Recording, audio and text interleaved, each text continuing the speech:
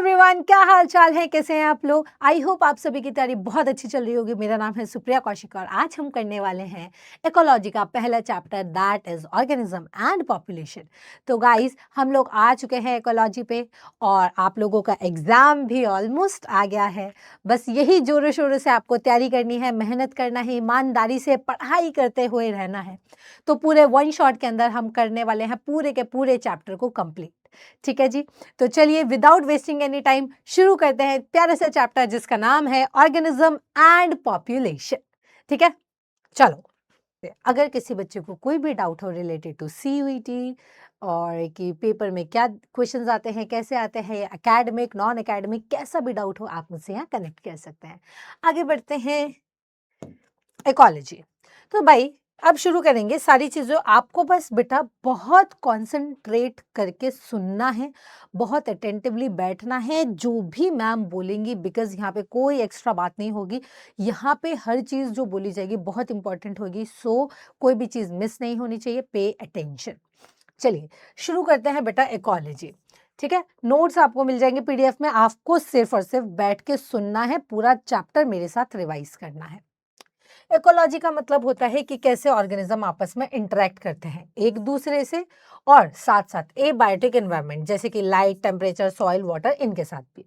Ecology 4 level पे deal की जाती है। सबसे छोटा ऑर्गेनिज्म, इनको मिलके पॉपुलेशन बनती है, इनको मिलके कम्युनिटी बनती है और इनको मिलके बायोम्स बनता है। तो हर लेवल पे इकोलॉजी डील की जाती है भाई। यहाँ पे पेड़ पौधे है ना, जानवर, हवा, पानी, पहाड़ सब है ना। तो बायोटिक एबायोटिक दोनों के इंटरेक्शंस को हम यहाँ पढ़ने वाले हैं।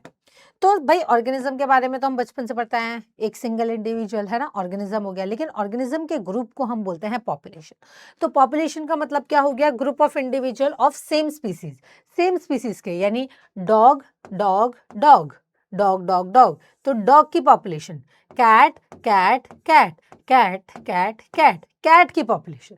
तो सेम स्पीसीज की है ना ग्रुप को हम पॉपुलेशन बोलते हैं। ये एक पर्टिकुलर वेल डिफाइंड एरिया में रहेंगे, ये सिमिलर रिसोर्सेज के लिए कंपीट करेंगे। भाई एक कैट जो खाती है दूसरी कैट भी वही खाती है ना। फिश का खाना अलग है, डॉग्स का खाना अलग है। तो डिफरेंट स्पीसीज की बात नहीं हो रही, एक स्पीसीज का खाना तो सेम है, तो आपस में कंपीट कर सकते हैं। पोटेंशियली आपस में ब्रीड करके ऐसा बच्चा बनाएंगे जो फर्टाइल होगा। ये सेक्सुअली और एसेक्सुअली भी हो सकते हैं।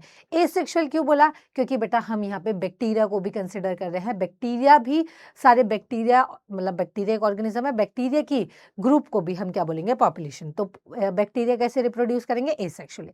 तो पॉपुलेशन एसेक्सुअली भी रिप्रोड्यूस की जा सकती है। ठीक है, जैसे वेटलैंड्स के कॉर्मोरेंट्स, घर के अंदर रैट्स, फॉरेस्ट के अंदर टीक वुड, कल्चर प्लेट के अंदर बैक्टीरिया।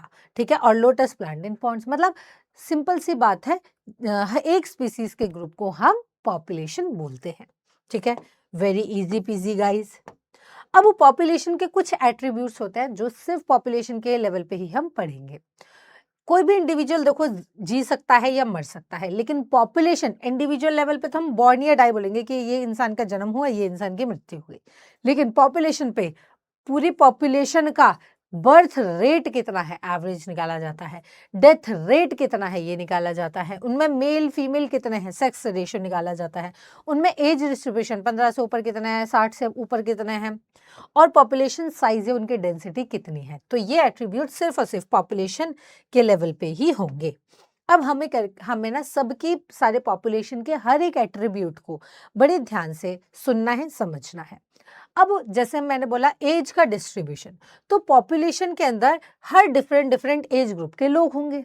ठीक है, तो उसको बेटा जब हम उनकी परसेंटेज को जब हम एक ग्रुप में डिवाइड करके बनाते हैं तो कुछ पिरामिड बनता है। अब क्योंकि एज रिलेटेड लोगों का बना है इसलिए एज पिरामिड। तो हम यहाँ पे एज पिरामिड जो है 3 पढ़ेंगे, एक्सपैंडिंग, स्टेबल और डिक्लाइनिंग।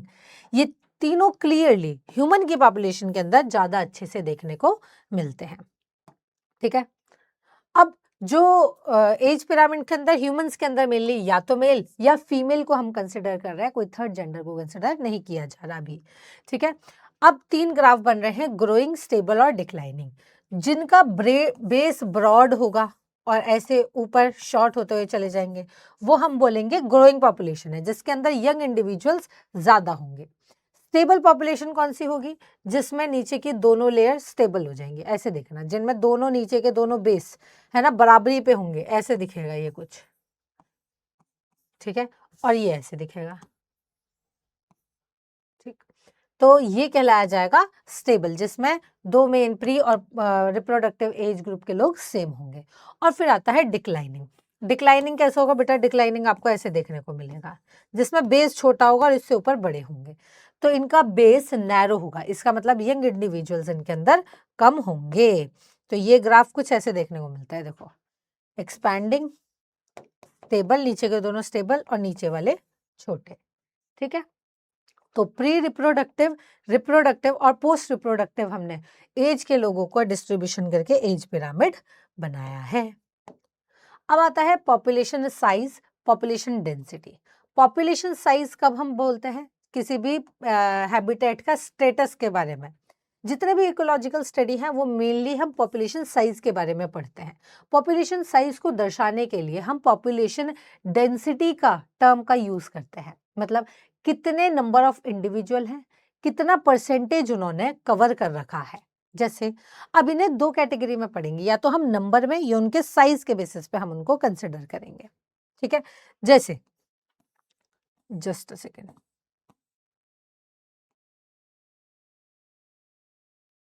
ठीक है, जैसे मानो एक दो हम कंपैरिजन कर रहे हैं, जैसे मैंने आपको बताया था ना, हम इंडिविजुअल के डेंसिटी को या साइज को पढ़ने के लिए हम दो चीजों को कंसिडर करेंगे, या तो नंबर या तो क्वालिटी या क्वांटिटी, ठीक है।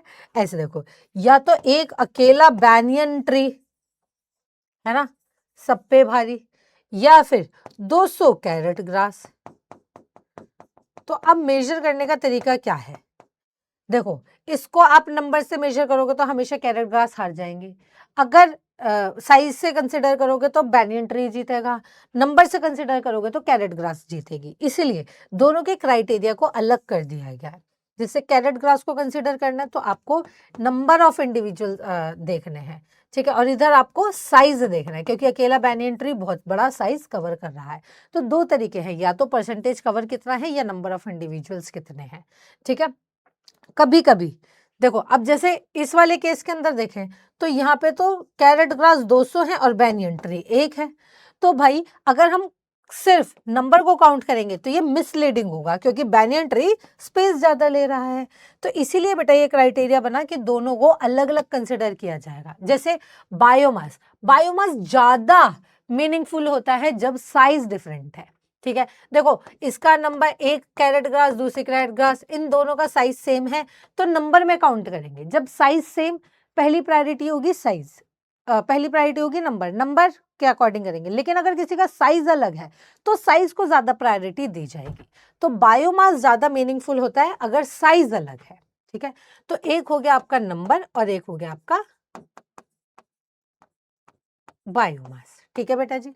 फिर आता है रिलेटिव डेंसिटी, जब एब्सोल्यूट काउंट की जरूरत ही नहीं पड़ रही, when absolute count not needed. जैसे कि अगर आपको फिश ट्रैप करनी है ना, नंबर ऑफ फिश कॉट पर trap gives food estimation, good estimation, food estimation कह रही हूँ, है ना। अब हमने मानो एक पॉन्ड में गए और हर बार हम मछली पकड़ के आ रहे हैं और एक जाला डाल के इसमें से मछली निकाल रहे हैं।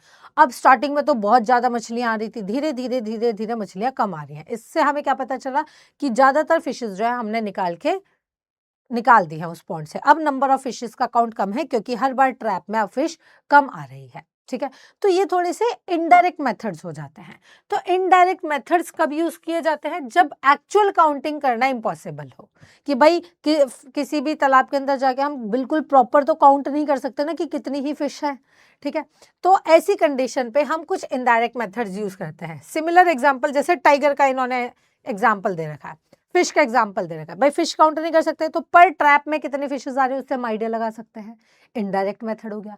नंबर 2, टाइगर, टाइगर के सेंसस को हम कैसे पता लगाएंगे कि इस फॉरेस्ट के अंदर कितने टाइगर हैं? या तो उनके बच्चों के मार्क से, चलने के पग के मार्क से, या कैमरा लगा देंगे हर जगह उसमें ट्रैप करेंगे, फिर भी अप्रोप्रिएट एग्जैक्ट नहीं आएगा, है ना। बिल्कुल देख के तो एकदम आइडेंटिकल लगते हैं, है ना, थोड़ा सा ही डिफरेंस रहता है, तो नहीं ट्रैप कर पाएंगे, है ना।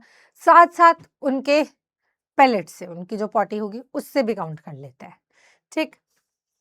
तो ये कुछ इनडायरेक्ट तरीके होते हैं बेटा जिससे हम जो है पॉपुलेशन का पता लगा सकते हैं, ठीक है। अब पॉपुलेशन साइज कांस्टेंट तो नहीं होता, किसी भी पॉपुलेशन का साइज हमेशा समय के साथ चेंज होता रहता है। जैसे खाने की कमी हो गई है ना, तो कुछ लोग मर जाएंगे, पॉपुलेशन कम हो जाएगी। किसी ने आके खा लिया उनको तो उनकी पॉपुलेशन कम हो जाएगी। वेदर कंडीशन में कुछ भूखमरी से मर गए, कुछ फ्लड में बह गए, है ना, तो भी पॉपुलेशन चेंज हो सकती है।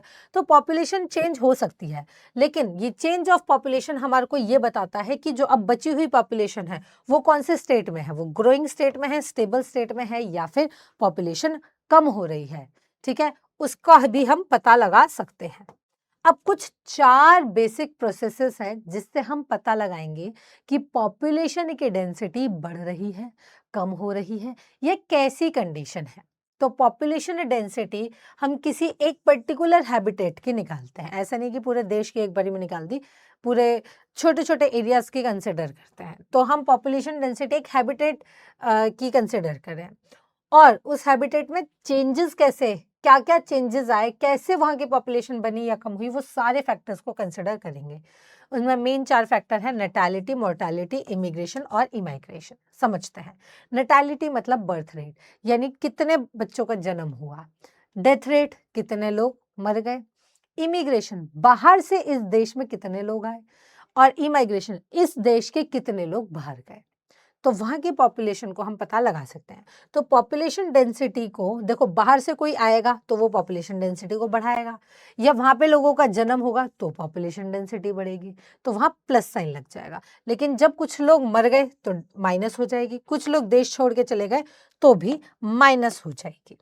तो भाई ऐसी हम नैटेलिटी मतलब बर्थ रेट कि नंबर ऑफ इंडिविजुअल कितने जन्म लिए हैं उन्होंने, ठीक है, उसे हम बोलेंगे बर्थ रेट। जितने इंक्रीज हुए उतनी पॉपुलेशन डेंसिटी इंक्रीज हुई। सिमिलरली कितने नंबर ऑफ डेथ हुई गिवन पीरियड में, उसकी वजह से पॉपुलेशन डेंसिटी डिक्रीज होगी। इमिग्रेशन, कितने number of individual same species के, भाई ये नहीं कि बाहर से डॉग आ गए तो पॉपुलेशन बढ़ गई। हम ह्यूमंस की बात करें तो ह्यूमंस के ही आने जाने की बात होगी। सेम स्पीसीज के कितने इंडिविजुअल एंटर करें उससे पॉपुलेशन पे फर्क पड़ेगा, पॉपुलेशन इंक्रीज हो जाएगी। और कितने लोग छोड़ के गए उससे पॉपुलेशन डिक्रीज हो जाएगी। तो पॉपुलेशन डेंसिटी को निकालने के लिए एक फॉर्मूला आता है। This is very important formula और इससे क्वेश्चंस भी बनते हैं कि एक एनटी इनिशियल स्टेज में ये पॉपुलेशन थी, बट कुछ पॉपुलेशन बढ़ी और कुछ पॉपुलेशन गई, तो जितनी बढ़ी उनको ऐड करो। ऐड करने के 2 तरीके हैं, या तो बर्थ रेट से बढ़ी या इमिग्रेशन से बढ़ी। तो इन दोनों को जोड़ के एक साथ कर दो। इन्होंने पॉपुलेशन में 4 चांद लगाए हैं, प्लस साइन। प्लस कुछ लोग मरे होंगे। अब मरने के 2 क्राइटेरिया, या तो डेथ रेट से मरे होंगे या देश छोड़ के गए होंगे, इमाइग्रेशन से मरे होंगे। इन दोनों को माइनस कर दो, तो ये हमारी NT+1 टाइम की पॉपुलेशन डेंसिटी आ जाएगी, ठीक है। अब एक चीज बहुत अच्छे से ध्यान रखना, पॉपुलेशन इंक्रीज कब हो सकती है, जब आने वाले लोग बढ़ जाए, यानी जब B+I का रेशियो बढ़ जाए एज कंपेयर टू जो मरे हुए या जाने वाले लोग हैं उनसे, तो पॉपुलेशन इंक्रीज हो रही होगी। अगर इनका नंबर बढ़ गया, इनका नंबर बढ़ गया, तो इसका मतलब लोग कम हो रहे हैं, पॉपुलेशन डेंसिटी कम हो रही है, या तो मर रहे हैं। तो अगर D+E का रेशियो बढ़ गया तो यानी पॉपुलेशन डिक्रीज हो रही है, ठीक है। सारी चीजों को ध्यान रखना है। तो कौन से फैक्टर्स ज्यादा मैटर करते हैं, देखो अगर नॉर्मल या स्टेबल कंडीशन है तो हम बर्थ रेट या डेथ रेट को मेन फैक्टर मानेंगे कि यहाँ पे 10 लोग मर गए और 50 लोगों ने जन्म लिया तो पॉपुलेशन डेंसिटी बढ़ गई, है ना। मतलब जैसे एक मानो खाली यूपी की बात कर रहे हैं, तो यूपी में ना तो कोई आ रहा है, ना कोई जा रहा है, ना कोई देश छोड़ रहा है, ना कोई देश बाहर से हमारे यूपी में आ रहा है। तो यहाँ पे टोटल कितने पॉपुलेशन, कितने लोगों की डेथ हुई और कितने लोगों का जन्म हुआ, सिर्फ बर्थ रेट और डेथ रेट ही कंसीडर किए जाएंगे एक गिवन टाइम पे, एक पॉपुलेशन साइज पे। बट कुछ स्पेशल सिचुएशंस होती है, मानो कोई देश बाहर से आ रहा है या जा रहा है, इमिग्रेशन और इमाइग्रेशन सिर्फ एक स्पेसिफिक केसेस के अंदर ही फॉलो होती है। मानो जब कोई नया हैबिटेट बन रहा है, जैसे भाई किसी लोकेशन पे फ्लड आ गई, सारी पॉपुलेशन मर गई, सिर्फ 6 लोग बचे। अब वो 6 लोग देश छोड़ के दूसरी जगह जा रहे हैं जहाँ कोई नहीं रहता, बंजर जमीन है। अब वहां पे जाके रहने लगे और वहां पे अपनी पॉपुलेशन बढ़ा रहे हैं। ठीक है, अब मानो ये 5-6 लोग गए थे, 6 लोग गए थे मानो। ठीक है, अब वहां पे ये सिर्फ ये दूसरी जगह से यहाँ आए हैं ना, ये बाहर से यहाँ आए हैं। तो इमिग्रेशन यहाँ पे एक इंपॉर्टेंट रोल प्ले करता है कि इस हैबिटेट की पॉपुलेशन बढ़ने का क्या रोल था। ये 6 लोग बाहर से आए, अब ये मतलब रिप्रोड्यूस करके बर्थ रेट बढ़ा के पॉपुलेशन को बढ़ा सकते हैं। लेकिन इनिशियल बेयर एरिया में इनकी पॉपुलेशन कैसे बढ़ी, जब बाहर से लोग आए। ठीक है, तो जब कोई न्यू हैबिटेट बनता है तो इमिग्रेशन वहां की पॉपुलेशन डेंसिटी को बर्थ रेट से ज्यादा तेजी से बढ़ाता है। मानो यहाँ पे सिर्फ 2 लोग रहते थे, लेकिन बाहर से 6 लोग आए, तो यहाँ पे पॉपुलेशन डेंसिटी इंक्रीज होने का कौन मेन कॉज था, इमिग्रेशन बेयर एरिया में। ठीक है, तो भाई यहाँ पे बर्थ रेट और लो मोर्टेलिटी रेट ये पॉपुलेशन ग्रोथ को रैपिडली इंक्रीज कर देते हैं। अगर डेथ रेट और इमाइग्रेशन ज्यादा हो गया तो पॉपुलेशन डिक्लाइनिंग होगी। इमिग्रेशन इंपॉर्टेंट कब होगा, जब बाहर से कोई स्पीसीज आके एकदम तेजी से रिप्रोड्यूस करने लगती है, तो वहां की पॉपुलेशन डेंसिटी के इंक्रीज होने का मेन फैक्टर होता है इमिग्रेशन, बाहर से आने वाले लोग। इमाइग्रेशन कब हेल्प करता है, जब एनिमल्स कंपटीशन या उसमें खाने की वजह से एक जगह को छोड़ के दूसरी जगह जाते हैं। ठीक है, तो वहां पे बहुत सारे लोगों ने भूखमरी हो गई है, तो सबने देश छोड़ के दूसरी जगह जाकर स्टेबल होने की कोशिश कर रहे हैं, तो वहां पे पॉपुलेशन डेंसिटी कम हो गई। क्यों हुई, क्योंकि वहां के हालात ऐसे हो गए, खाने की कमी हो गई या XYZ रीजंस हो गए। तो इमाइग्रेशन वहां पे मेन रोल होता है कि वहां की पॉपुलेशन डेंसिटी का कम हो जाना। ठीक है, तो आपको ये दोनों स्पेशल केसेस पता होने चाहिए। ठीक है, चलो जी, क्वेश्चन आ रहा है on population density. Population density को हम नंबर, बायोमास और परसेंटेज कवर से कंसिडर करते हैं। Number is always the most meaningful होता है बायोमास। अगर पॉपुलेशन बहुत बड़ी है तो इंडिविजुअल को काउंट करना इम्पॉसिबल है, सही बात है। For ecological study relative density कभी कभी वर्क करती है as well as absolute density के साथ, ये बात भी सही है। तो 1A, C, D are correct. ठीक है, चलो, तो this is your homework. Next, अब बढ़ते हैं पॉपुलेशन ग्रोथ की तरफ। पॉपुलेशन ग्रोथ हमेशा एक प्रिडिक्टेबल पैटर्न को फॉलो करता है। जैसे हम बता सकते हैं कि इस कंडीशन के अकॉर्डिंग पॉपुलेशन यहाँ की बढ़ेगी, कि यहाँ पे इतने रिसोर्सेज हैं तो पॉपुलेशन बढ़ेगी, रिसोर्सेज कम है पॉपुलेशन कम होएगी।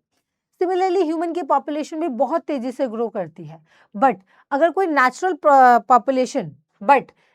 Population can not grow endlessly because resources are limited.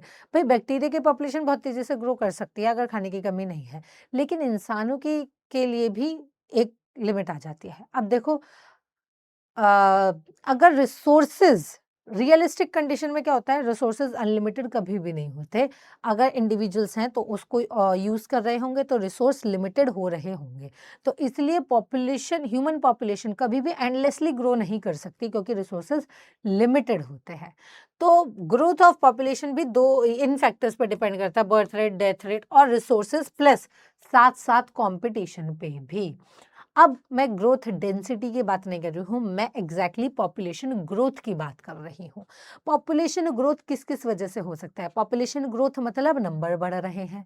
किस वजह से नंबर बढ़ रहे हैं, फूड रिसोर्सेज अनलिमिटेड है ना, तो बढ़ रहे हैं। लेकिन रियलिस्टिक सिचुएशन में क्या हो रहा है, रियलिस्टिक कंडीशन में रिसोर्सेज भी लिमिटेड है, लोग भी सेम है, तो कंपटीशन भी बढ़ रहा है। मानो वो रिप्रोड्यूस कर रहे हैं, बर्थ रेट बढ़ा रहे हैं, है ना, तो और ज्यादा रिसोर्सेज कम हो रहे हैं और ज्यादा कंपटीशन हो रहा है। तो बर्थ रेट, डेथ रेट, साथ साथ आपका फूड रिसोर्सेज और कंपटीशन, ये मेन फैक्टर्स होते हैं जो पॉपुलेशन की ग्रोथ को ऑल्टर करते हैं। अब हमारे को ग्रोथ मॉडल पढ़ने की जरूरत क्यों है, हमारे को ग्रोथ मॉडल पढ़ने की जरूरत है। ठीक है, क्यों है ग्रोथ मॉडल पढ़ने की जरूरत, समझते हैं। ठीक है, इसके साथ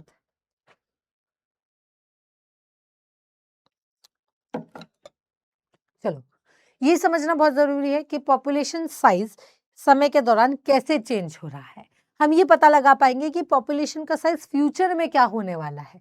हम साथ साथ प्लान कर सकते हैं कि भाई पॉपुलेशन बहुत तेजी से बढ़ रही है तो रिसोर्स बहुत जल्दी खत्म हो सकते हैं, तो रिसोर्स का मैनेजमेंट करने के लिए हमारे को पॉपुलेशन ग्रोथ को पढ़ना बहुत जरूरी है। फूड, वाटर, शेल्टर, स्पेस, इन सब की प्लानिंग करने के लिए रिसोर्सेज के लिए बहुत ज़रूरी है। ये जानने के लिए कि कब पॉपुलेशन बहुत डेंजरस लेवल पे पहुंच सकते हैं, उसके लिए हमारे को पॉपुलेशन ग्रोथ को पढ़ने के लिए बहुत ज़रूरी है।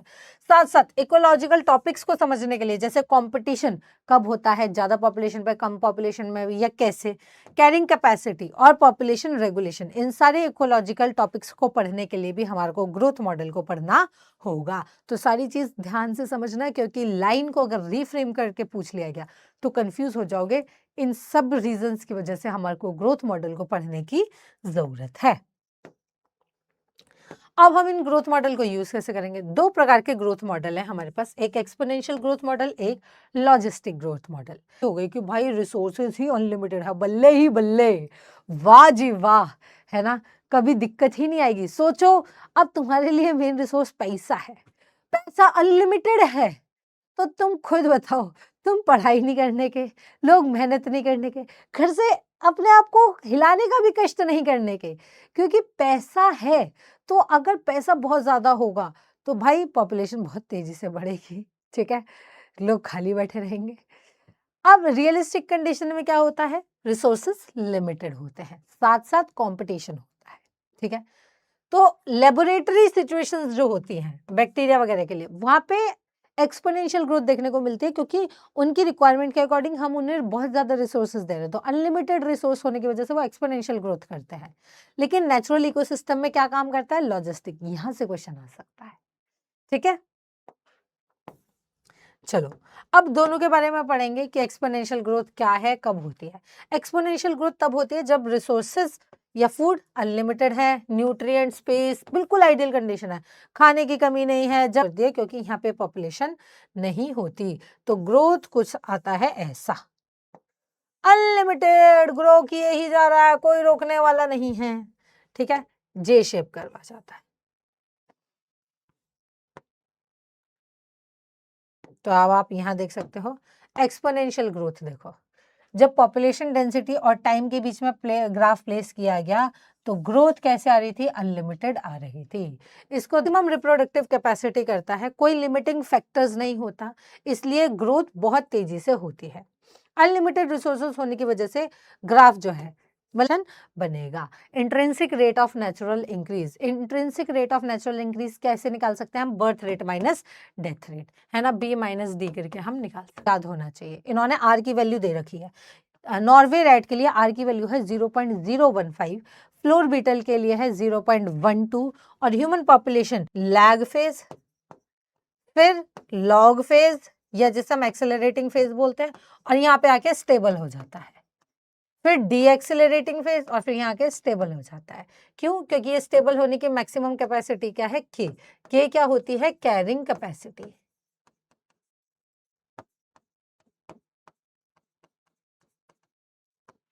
ठीक है, कैरिंग कैपेसिटी। कर्व कैसा है? एस शेप है, और लॉजिस्टिक ज्यादा रियलिस्टिक होता है नेचर के अंदर as compared to exponential stage. अब मैंने दोनों का ग्राफ बना दिया है, मैंने दोनों का डिफरेंस बना दिया है। एक्सपोनेंशियल में अनलिमिटेड रिसोर्सेज होते हैं, इसमें लिमिटेड रिसोर्सेज होते हैं। इसका कर्व जे शेप होता है एन बाई टी का, इसका कर्व एन बाई टी का ऐसे 3 फेज में होता है। इनके अंदर कंपटीशन होता ही नहीं क्योंकि अनलिमिटेड रिसोर्स है, इनमें कंपटीशन होता है। इसमें कोई लिमिट नहीं है, इसमें कैरिंग कैपेसिटी एक लिमिट है। और रियलिस्टिक कौन सा ज्यादा है? ये रेयर है, ये बहुत ही ज्यादा कॉमन है, ठीक है।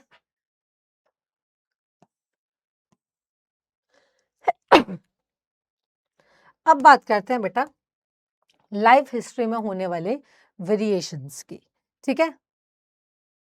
चलो, different organism different reproductive strategies को यूज करते हैं ताकि वो अपने सर्वाइवल रेट को बढ़ा सके और उस हैबिटेट में फिट हो सके, क्योंकि हर स्पीसीज अपने डिफरेंट एनवायरनमेंट में रहती है। डिफरेंट एनवायरनमेंट में रहते हैं तो डिफरेंट रिसोर्सेज उसके होंगे, डिफरेंट प्रीडेटर्स उनके होंगे, डिफरेंट कंपटीशन उनका होगा, डिफरेंट क्लाइमेट उनके होंगे।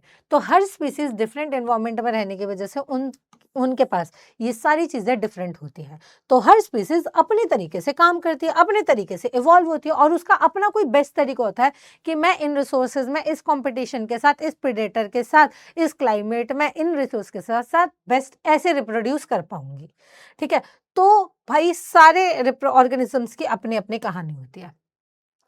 अब कोई बहुत बार रिप्रोड्यूस कर रहा है, कोई एक बार रिप्रोड्यूस कर रहा है, कोई एक बार ही में बहुत बार बना रहा है, कोई हर बार थोड़े थोड़े थोड़े थोड़े बना रहा है बच्चे।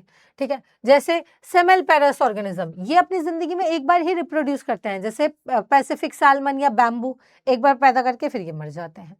फिर आते हैं दूसरे एट्रोपेरस, जैसे कि ये बहुत बार रिप्रोड्यूस करते हैं, जैसे बर्ड्स, मैमल्स बहुत बार रिप्रोड्यूस करते हैं, लेकिन नंबर ऑफ ऑर्गेनिजम्स कम होते हैं। ठीक है, फिर नंबर और साइज के अकॉर्डिंग भी सबके रिप्रोडक्शन करने की अलग अलग कहानी है। जैसे कुछ छोटी birds, many small babies, very little care, कुछ छोटे छोटे बच्चे पैदा करते हैं। छोटे बच्चे पैदा करना मतलब लिटिल केयर, जैसे ऑयस्टर और पेलाजिक फिश। और कुछ बड़े बेबीज पैदा करते हैं, ज़्यादा बड़ा बेबी ज़्यादा केयर, जैसे बर्ड्स और मैमल्स की। तो हर स्पीसीज की अपनी बेस्ट स्ट्रैटेजी होती है एनवायरमेंट के अंदर अपने आर वैल्यू को मैक्सिमाइज करने की। और आर वैल्यू क्यों मैक्सिमाइज करना है? क्योंकि आर का मतलब होता है इंट्रिंसिक रेट, यानी कि उसकी रिप्रोडक्टिव फिटनेस। और डार्विन के अकॉर्डिंग क्या था कि नेचर में वही फिट होता है जो रिप्रोडक्टिव फिट कहलाया जाता है, यानी जिसकी आर की वैल्यू जितनी ज्यादा वो उतना ज्यादा फिट। तो जितना ज्यादा हाई उतना ज्यादा स्टेबिलिटी, मतलब पॉपुलेशन क्विकली रिप्रोड्यूस कर पाएगी, और जितना ज्यादा रिप्रोड्यूस कर पाएगी उतना ज्यादा वो नेचर में फिट हो पाएगी, आगे इवॉल्व हो पाएगी। ठीक है, चलो एक question, the sigmoid curve S shape किसके लिए आया था बेटा? एस शेप आया था रियलिस्टिक वाले के लिए, जिसके अंदर पहले पॉपुलेशन इस तरीके से एक्सेलरेट कर रही थी, फिर स्लो डाउन हो गया अपनी लिमिटिंग प्रॉपर्टी पे, मैक्सिमम प्रॉपर्टी पे पहुंच गई थी। इफ रिसोर्सेज अनलिमिटेड होंगे तो कौन सा फेज लॉन्गेस्ट फेज होगा? अगर रिसोर्सेज लिमिटेड होंगे तो लैग फेज तो धीरे धीरे करेगा, फिर लॉग फेज बहुत तेजी से ग्रो करेगा। लॉग फेज, इसको हम एक्सपोनेंशियल फेज भी बोलते हैं, या हम इसको एक्सेलरेटिंग फेज भी बोल सकते हैं। ठीक है, main log phase, exponential phase बहुत तेजी से ग्रो करेगा। प्रोलॉन्ग लैग फेज, अगर लैग फेज बहुत ज्यादा लंबा है, इसका मतलब क्या? फिजियोलॉजिकल एडजस्टमेंट होने में समय लग रहा है। देखो अब इसका एग्जांपल समझना, जैसे तुमने कोई सीड डाला, अब सीड न्यूट्रिशन लेके धीरे धीरे अपनी मेटाबॉलिक एक्टिविटी को इंक्रीज कर रहा है, बढ़ रहा है, लेकिन अब वो उसके पास सारे फैक्टर्स आ गए हैं, तो अब वो बहुत तेजी से रिप्रोड्यूस करेगा, है ना? तो ये फेज थोड़ा स्लो फेज होता है, ये बहुत फास्ट होता है, ये वाला डी एक्सेलरेटिंग होता है, और ये स्टेबल हो जाता है। ठीक है, ऐसे बनता है।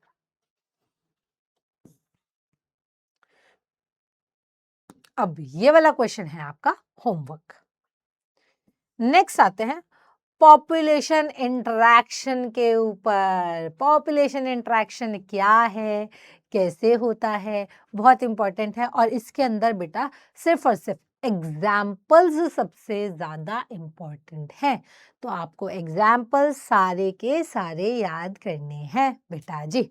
ठीक है, अब ये इंटरेक्शन क्यों होता है? क्योंकि कोई भी नेचुरल हैबिटेट के अंदर ऐसा तो है नहीं कि सिर्फ आप रह रहे हो, ऐसा तो होता नहीं है, दूसरे ऑर्गेनिजम्स भी रह रहे हैं, डॉगी भी रह रहे हैं, कैट्स भी रह रही हैं, बर्ड्स भी रह रहे हैं, ह्यूमंस भी रह रहे हैं, प्लांट्स भी रह रहे हैं, एनिमल्स भी रह रहे हैं, है ना? तो सारे ऑर्गेनिज्म आपस में एक दूसरे से इंटरैक्ट कर रहे हैं। हर स्पीसीज अपनी, है ना, अपने अपने लेवल पे काम कर रही है। Every species depend on at least एक या एक से ज्यादा स्पीसीज पे ऊपर डिपेंड होती है, हमेशा होती है। ठीक है, जैसे एनिमल्स प्लांट के ऊपर डिपेंड होते हैं, और प्लांट माइक्रोब्स के ऊपर डिपेंड होते हैं उनकी न्यूट्रिएंट साइक्लिंग चलने के लिए। साथ साथ प्लांट एनिमल्स के ऊपर भी डिपेंड होते हैं पॉलिनेशन या सीड डिस्पर्सल कराने के लिए। तो इसीलिए हम ये नहीं कह सकते कि कोई भी स्पीसीज अकेले सर्वाइव कर रही है, वो हमेशा किसी दूसरी स्पीसीज के साथ इंटरैक्ट करके एक बायोलॉजिकल कम्युनिटी बना रही है। तो यहाँ पे अलग अलग स्पीसीज इंटरैक्ट कर रही हैं, तो क्या कहलाया जाएगा? इंटर स्पेसिफिक इंटरैक्शन कहलाया जाएगा। इंटरैक्शन अगर दो डिफरेंट स्पीसीज के बीच में हो रहा है। तो अब हमारे को ये इंटरैक्शन पढ़ना है और इन इंटरैक्शन के लिए हमने कुछ साइन बनाए हैं। जैसे अगर किसी भी स्पीसीज का बेनिफिट हो रहा है तो उसके लिए प्लस, किसी का नुकसान हो रहा है तो उसके लिए हार्मफुल के लिए माइनस, और अगर किसी का कुछ नहीं जाता, इसमें तेरा घाटा मेरा कुछ नहीं जाता, ठीक है, तो इसमें जीरो आ जाता है लिख के। ठीक, अब ये इंटरेक्शन कितने प्रकार के हैं? 1 2 3 4 5 6, हमारे को ये 6 इंटरेक्शंस पढ़ने हैं, जिसमें अगर दोनों स्पीसीज का बेनिफिट होगा तो ये इंटरेक्शन कहलाता है म्यूचुअलिज्म। अगर दोनों स्पीसीज का नुकसान हो रहा है ये कहलाया जाता है कंपटीशन।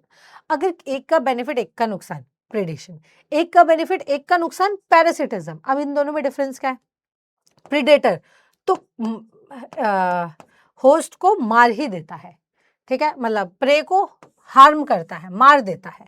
और पैरासाइट ये होस्ट को हार्म नहीं करता, उसके साथ रह के उसका न्यूट्रिशन खाता रहता है, ठीक है, मतलब ये किल करता है और ये किल नहीं करता, सिर्फ कह सकते हैं हार्म करता है। कमेंसलिज्म में एक को तो बेनिफिट हो रहा है, एक का कुछ नहीं जा रहा, और एमेंसलिज्म में कि अगर मेरा कुछ नहीं जा रहा, अगर मेरा नुकसान नहीं हो रहा तो मैं तेरा बेनिफिट नहीं होने दूंगा, मैं तेरा भी नुकसान करवाऊंगा, मेरे को मजा आएगा, है ना। ये ऐसे लोग सबसे खतरनाक होते हैं। ठीक, चलो अब हम एक एक करके पढ़ेंगे। हम पैटर्न फॉलो करेंगे बेटा एनसीईआरटी वाला, ठीक है, एनसीईआरटी के पैटर्न को फॉलो करते हैं, चीजें याद करते हैं, सारे एग्जाम्पल फॉलो करेंगे।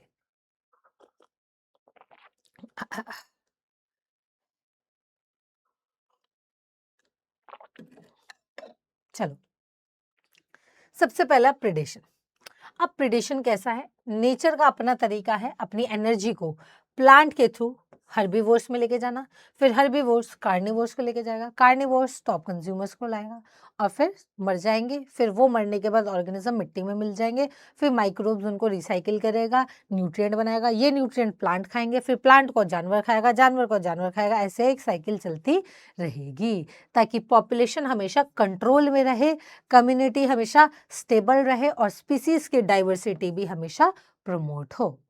जैसे अगर कोई स्पैरो सीड खा रही है तो सीड भी तो किसी का बच्चा है ना, तो तुमने किसी के बच्चे को मार के खा लिया, तो sparrow eating seed also a predator, क्योंकि सीड प्लांट का एम्ब्रियो है, तो इनको भी प्रीडेटर बोलना पड़ेगा। ऐसे नहीं कि तुम तो बड़ी सीधी सी हो, तुमने भी तो प्लांट का बच्चा खाया है, ठीक है। चलो, तो भाई अब इन प्रीडेटर का रोल क्या होता है? अब दो वर्ड्स आते हैं, प्रीडेटर और प्रे। प्रीडेटर जो जिसका नाम बड़ा है वो शिकार करेगा, जो बड़ा होगा वो शिकार करेगा, जिसका नाम छोटू सा है प्रे, उसका शिकार हो जाएगा, है ना। तो यानी प्रे को खाया जाएगा और खाएगा कौन? प्रीडेटर। तो देखो अब ये साइकिल क्यों होती है, क्यों किसी को मार के खा जाना है? बेटा ये कुदरत का लॉ है, कुदरत का नियम है कि इस तरीके से ही एनर्जी ट्रांसफर होगी। अगर एनर्जी ट्रांसफर कैसे होगी? ट्रॉफिक लेवल पे, अगर कोई ऑर्गेनिज्म, अगर कोई एनिमल नहीं है, इफ नो एनिमल, तो प्लांट ही धरती पे एक्यूमुलेट होते रहेंगे। अब प्लांट कौन है? जो सूरज की रोशनी को कैप्चर करके सबसे पहले एनर्जी को स्टोर करके रखा। तो धरती पे इतनी सारी एनर्जी का क्या करना है? इकोसिस्टम कोलैप्स हो जाएगा अगर उसे कोई खाने वाला ही नहीं हुआ, ठीक है। तो हर चीज की वैल्यू होती है, तो धरती बैलेंस्ड है, प्लांट्स, एनिमल, ह्यूमंस, हम सब ने मिलकर धरती को बैलेंस कर रखा है, ठीक है। तो इसमें सबका रोल है, कोई एक particular organism is not responsible for balancing ecosystem, ठीक है। तो प्लांट फोटोसिंथेसिस करते हैं, फोटोसिंथेसिस करके खाना बनाता है, खाना एनर्जी के फॉर्म में स्टोर हो रहा है। वो एनर्जी का सोर्स कौन है? सन। सूरज की रोशनी को लेके उसे ट्रैप कर देते हैं हम खाने के फॉर्म में। अब उसको ऑर्गेनिज्म खाएगा, उस तक एनर्जी जाएगी, फिर उसको कोई और खाएगा, एनर्जी ट्रांसफर होगी, है ना। जब एनर्जी ट्रांसफर होगी तभी तो खाना और बनाया जाएगा। तो धरती पे अगर प्लांट भी ज्यादा हो गए तो भी इकोसिस्टम कोलैप्स हो जाएगा, ऐसा स्टेटमेंट आ सकता है। प्रीडेटर ये इंश्योर करता है कि एनर्जी फ्लो हमेशा कंटिन्यूअस होती रहे, है ना। तो देखो प्रोड्यूसर को खाएंगे प्राइमरी कंज्यूमर। देखो सबसे पहले जो खाना बनाता है ऑटोट्रॉप्स, है ना, या हम प्रोड्यूसर बोल सकते हैं। तो सनलाइट से एनर्जी आई, प्रोड्यूसर ने खाना बनाया। प्रोड्यूसर को खाया किसने? प्राइमरी कंज्यूमर ने। प्राइमरी कंज्यूमर को खाया किसने? सेकेंडरी कंज्यूमर ने। सेकेंडरी कंज्यूमर को खाया किसने? टर्शियरी कंज्यूमर ने। टर्शियरी कंज्यूमर मर गया। अब जब मर गया सारी एनर्जी आ गई, मर गया, मिट्टी में मिल गया। मिट्टी में मिलने के बाद ये एनर्जी डिकम्पोजर्स ने खाई और सारे ऑर्गेनिक मटेरियल को इनऑर्गेनिक मटेरियल में कन्वर्ट कर दिया। फिर से सूरज की रोशनी ली और न्यूट्रिएंट यहाँ से लिया, फिर से ये साइकिल चलने लग गई। ठीक है। तो अब अगर प्रेडेटर ज्यादा हो गए तो भी सब इकोसिस्टम कोलैप्स हो जाएगा, और प्रे ज्यादा हो गए तो भी इकोसिस्टम कोलैप्स हो जाएगा। लेकिन प्रे जो है वो प्लांट्स को बहुत ज्यादा हार्म करता है। ठीक है। तो इसलिए हमारे को प्रेडेटर की जरूरत होगी। तो अगर मानो प्रेडेटर नहीं है तो प्रे की पॉपुलेशन बहुत ज्यादा हो जाएगी, तो भी इकोसिस्टम कोलैप्स कर जाएगा। इसका एग्जांपल आता है अब हमारे को सारे केसेस याद करने हैं। जैसे प्रिकली पियर कैक्टस। प्रिकली पियर कैक्टस को ऑस्ट्रेलिया के अंदर 1920 में इंट्रोड्यूस किया गया और ये बाहर से आया था, तो वहां पे उसका कोई प्रेडेटर था नहीं। अब हर प्रे का कोई प्रेडेटर होता है, लेकिन अगर प्रेडेटर नहीं होगा तो इसकी पॉपुलेशन बहुत तेजी से बढ़ जाएगी। तो अब क्या हुआ, किसी ने इसको प्रिकली पियर को इंट्रोड्यूस किया ऑस्ट्रेलिया में 1920 में। अब इसका वहां पे नेचुरल प्रेडेटर नहीं था, तो इसलिए इसकी ग्रोथ बहुत तेजी से होने लगी। तो इसको कब कंट्रोल किया गया? इसको कंट्रोल करने के लिए एक कैक्टस फीड करने वाला मॉथ यानी इसका प्रेडेटर इंट्रोड्यूस किया गया, तब जाके इसकी पॉपुलेशन को कंट्रोल किया गया। ठीक है। तो एक बायोलॉजिकल तरीका होता है पॉपुलेशन कंट्रोल कराने का। फिर अब हमारे को स्पीसीज डाइवर्सिटी भी मेंटेन करनी है, क्योंकि पैरासिटिज्म से हमारे को ये सारे फैक्टर्स को फॉलो करना है कि हमारे को स्पीसीज डाइवर्सिटी भी मेंटेन करनी है। तो प्रेडेटर अगर कम हो जाए मानो, तो भी कंपटीशन जो है प्रे के बीच में कंपटीशन बहुत ज्यादा हो जाएगा। ऐसा केस स्टडी हमने कहाँ देखा? पिजास्टर फिश में। पिजास्टर फिश एक कीस्टोन प्रेडेटर है।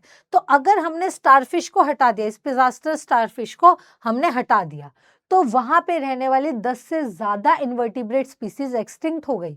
क्यों? क्योंकि वो आपस में कॉम्पीट करने लगी, कंपटीशन इंक्रीज हो गया, और जो सुपीरियर स्पीसीज थी उन्होंने इंफीरियर स्पीसीज को एलिमिनेट कर दिया। तो देख रहे हो उन सुपीरियर स्पीसीज को कौन खा रहा था? उन सुपीरियर स्पीसीज को खा रहा था पिजास्टर फिश। बैलेंस करके रख रहा था। तो अगर आप कीस्टोन स्पीसीज को हटा दोगे तो आपस में कंपटीशन होने की वजह से ये स्पीसीज एक्सटिंक्ट ही हो गई। सोचो, सारी की सारी फिशेस को खा लिया गया। तो ओवर करने से भी, है ना, एक्सप्लॉइट हो जाती है।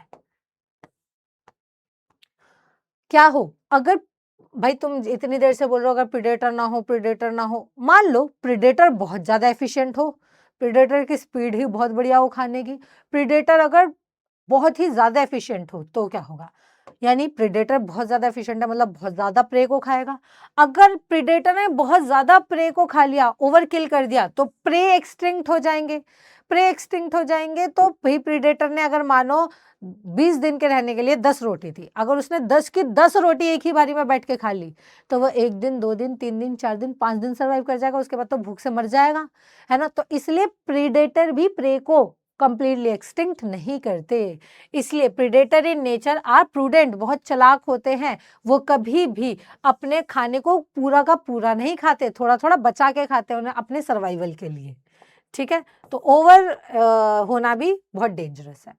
अब इनके कुछ डिफेंस, प्रे डिफेंस, अब प्रे प्रेडेटर से बचने के लिए कुछ मैकेनिज्म फॉलो करते हैं। ठीक है। सबके अलग अलग तरीके हैं। कुछ कॉमिफ्लेज करता है, कुछ केमिकल डिफेंस दिखाते हैं, कुछ मॉर्फोलॉजिकल डिफेंस दिखाते हैं, कुछ केमिकल डिफेंस दिखाते हैं। तो हम पढ़ेंगे सबसे पहले कॉमिफ्लेज के बारे में। इसे हम बोलते हैं क्रिप्टिक कलरेशन। भाई प्रे भी तो अपनी जान बचाने की कोशिश करेगा, ये थोड़ी है कि प्रेडेटर खा के चला गया। भाई वो कोशिश तो करेगा ना, है। तो भाई जैसे सबसे पहले वो छुपने की कोशिश करेगा। जैसे क्या आपको स्क्रीन पे दिखाई गई पिक्चर में एक क्यूट सा आउल दिख रहा है? अगर आप इसको ना देखें तो आप पहचान नहीं पाएंगे, है ना। सिर्फ हमारे ये क्यूटी यहाँ से दिख रहा है। ठीक है।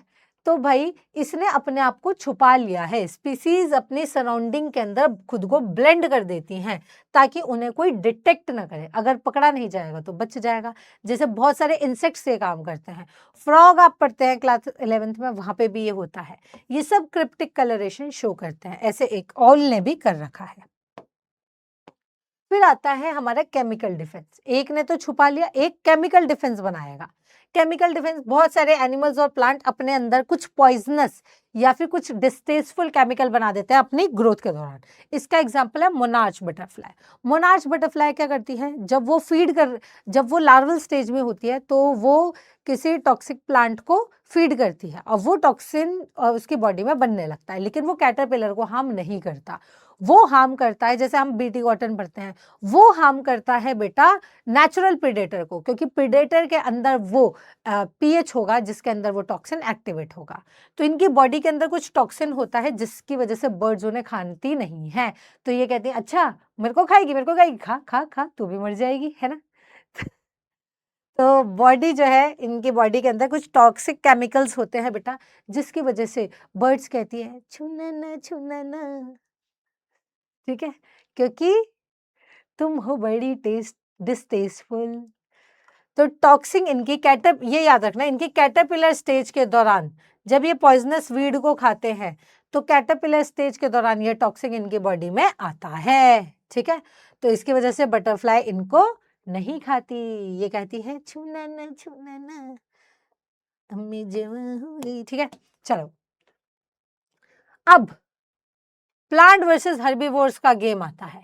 यहाँ पे प्लांट्स बेचारे, जब हर्बीवोर्स ऐसे जानवर जो प्लांट्स को खाते हैं, तो प्लांट्स भी तो कहेगा प्लीज मुझे मत खा, मैं एक तो भाग भी नहीं सकता हूँ, ऊपर से तू मुझे खा जा रहा है, ये तो गलत है। अब प्लांट अपने आप को बचाने की कोशिश करेगा, ठीक है। तो वो क्या करेगा, आओ देखते हैं। वो अपने अंदर बहुत सारे चेंजेस लेके आएगा। 25% insects are phytophagous, even 25% insect भी प्लांट को ही खा रहे हैं, तो प्लांट तो भाग नहीं सकते। तो वो क्या करेंगे, वो अपने मॉर्फोलॉजिकल और केमिकल डिफेंस डेवलप करेंगे। वो अपनी बॉडी के चारों तरफ कांटे बनाएंगे। अच्छा मुझे खाना है, ले खा, दम है तो इन कांटों को तोड़ के खा, है ना, दम है तो इन कांटों को तोड़ के खा के दिखा, फिर मैं जानू जो मुझे खाना है। अगर मेरे बलिदान देना ही है मुझे, तो क्यों ना बेटा साथ साथ तेरा भी बलिदान हो जाए, ठीक है। तो मॉर्फोलॉजिकल डिफेंस होते हैं, जैसे कांटे बन जाते हैं अकेशिया और कैक्टस, है ना, इन्हें कोई छूता नहीं है, खाता नहीं है, तो इसकी वजह से जानवर इन्हें ब्राउज नहीं करते, ग्रेज नहीं करते, खाते नहीं है। और कुछ प्लांट्स होते हैं कि भाई हम मॉर्फोलॉजिकल डिफेंस नहीं बना पा रहे, लेकिन तुम बेटा खाना चाहते हो तो हमारे साथ साथ तुम्हारा बलिदान भी तय है। हम अपने अंदर कुछ ऐसे कड़वे टॉक्सिक गंदे स्मेल वाले केमिकल्स बनाएंगे जिससे या तो तुम हार्ट अटैक से मर जाओगे या कुछ ना कुछ हो जाएगा तुम्हें, ठीक है। तो प्लांट जैसे कैलोट्रोपिस, ये कुछ केमिकल सब्सटेंस बनाता है, कार्डियक ग्लाइकोसाइड्स, जिसकी वजह से कार्डियक अरेस्ट हो सकता है, हार्ट अटैक आ सकता है जानवर को, है ना। और ये बहुत ही पॉइजनस होता है, तो कैटल सोचते हैं कि भाई इसे खाने में कोई फायदा नहीं, इतने सारे प्लांट्स की प्रजाति है, इसे छोड़ के कुछ और खा लेता हूं मैं, ठीक है। लेकिन इसका कमर्शियल यूज होता है, ठीक है, जैसे निकोटीन कैफीन। अब ये आपने सुने ही होंगे नाम, निकोटीन, तंबाकू वगैरह इन सब के अंदर, है ना, कैफीन, ये सब। तो अब ह्यूमंस के ये यूज आते हैं। तो प्लांट ने ये किस लिए बनाया, अपने आप को प्रोटेक्ट करने के लिए, लेकिन इंसान तो बेटा कहीं कुछ नहीं छोड़ते हैं, है। डीएनए के अंदर जो कोडिंग नहीं था, नॉन कोडिंग था, उससे भी बेटा काम कर लिया। जो प्लांट अपने डिफेंस के लिए काम कर रहा हो उसको भी अपने काम में ले ले, कुछ कमर्शियल पर्पस के लिए, है ना। तो भाई यहाँ पे प्लांट का अपने आप को बचाने का तरीका था जिसका कमर्शियल यूज इंसानों ने कर लिया, ठीक है। तो इसी के साथ समाप्त होता है हमारा प्रेडेशन। अब आते हैं कंपटीशन पे। प्रेडेशन और कंपटीशन ये दो बड़े टॉपिक्स हैं जहां से एग्जांपल्स बहुत ज्यादा हैं, क्वेश्चंस बहुत ज्यादा पूछे जाते हैं, ठीक है। अब ये नहीं कि इसके अलावा नहीं पूछे जाएंगे मैम, पूछे जाएंगे, लेकिन ऑब्वियसली यहाँ पे ऑप्शन ज्यादा है तो नंबर ऑफ क्वेश्चंस भी ज्यादा बनते हैं, ठीक है। अब आता है कंपटीशन। भाई डार्विन सर ने तो बोला था अपने एग्जिस्टेंस के लिए स्ट्रगल तो करना पड़ेगा, और फिट स्पीसीज वही कहलाई जाएगी जो अपने बच्चों को ज्यादा रिप्रोड्यूस करेगी, जिसकी आर की वैल्यू ज्यादा, वो ज्यादा स्टेबल स्पीसी कहलाई जाएगी अकॉर्डिंग टू डार्विन, ठीक है।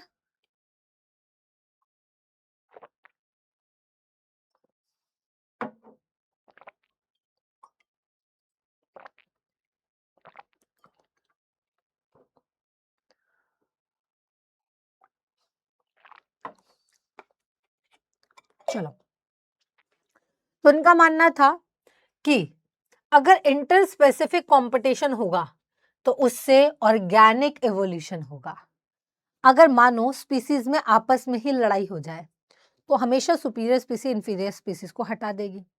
अब डिसाइड किया जाएगा कौन सी सुपीरियर स्पीसी है। मानो एक के 5 ही बच्चे और एक के 50 बच्चे, तो ऑब्वियसली 50 बच्चे वाले जीत जाएंगे, है ना, नेचर का रूल है।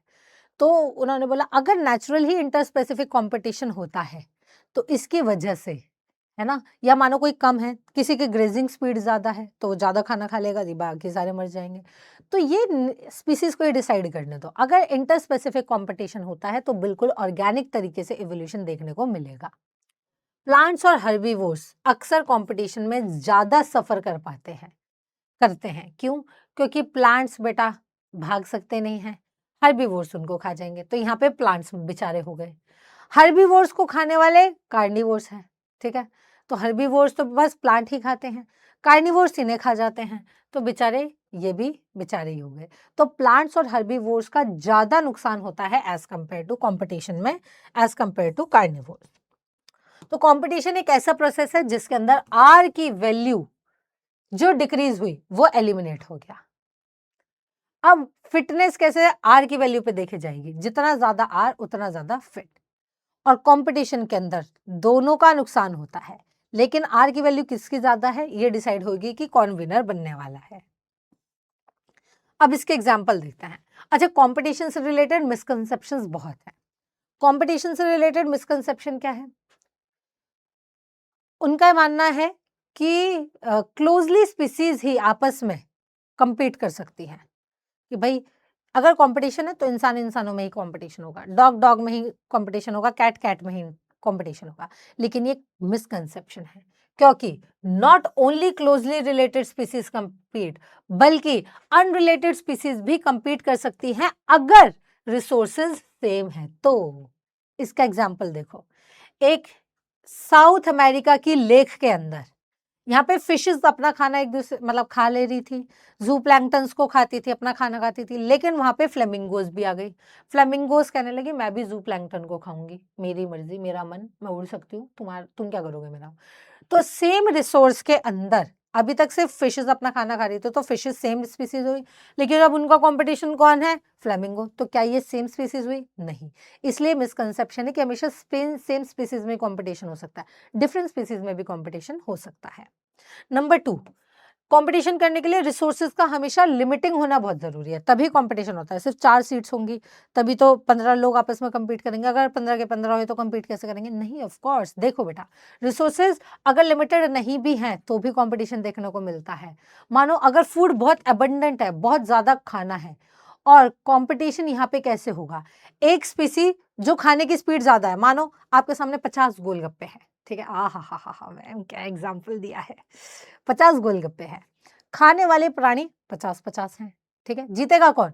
जो सेम टाइम में ज्यादा गोलगप्पे खा लेगा, है ना, जो एक बारी में इसके 50 के भी 10 ये खा लेगा, यानी ये 60 खा लेगा, ये 40 खाएगा, तो जीतेगा कौन? ये, ठीक है। ऐसे ही मानो कि दो डिफरेंट स्पीसीज है, ठीक है, या कोई एक स्पीसी भी है, लेकिन किसी की फीडिंग एफिशिएंसी बहुत ज्यादा है तो वो जीत जाएगा और दूसरी स्पीसीज के हिस्से का खाना खा लेगा, तो ये स्पीसीज अपनी भुखमरी में ही मर जाएगी। तो presence of one species reduce feeding efficiency of another, इससे भी एलिमिनेट किया जा सकता है। जैसे एक लैब एक्सपेरिमेंट किया गया था, गॉस सर ने एक्सपेरिमेंट किया था, इसलिए गॉस एक्सपेरिमेंट के नाम से फेमस है। इन्होंने रिसोर्सेज अनलिमिटेड लिए, ठीक है। गॉस एक्सक्लूजन प्रिंसिपल समझाती हूँ।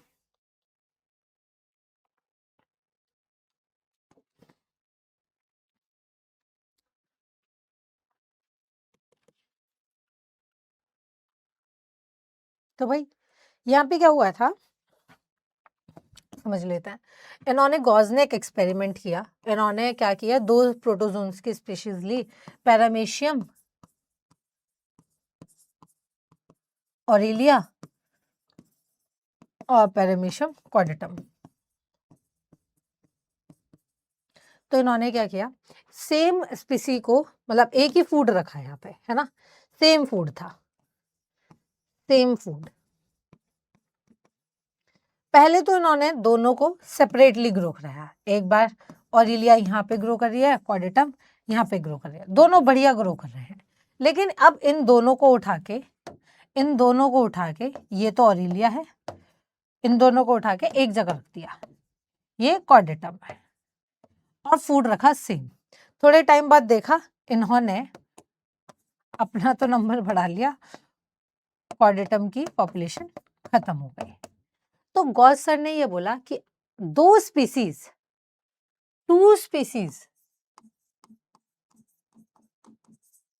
सेम रिसोर्सेज हैं, तो हमेशा सुपीरियर स्पीसी डोमिनेट करेगी और इंफीरियर स्पीसी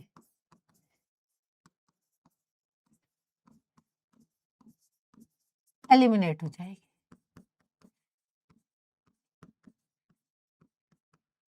साथ में इन्होंने ये भी बोला वो दे कैन नॉट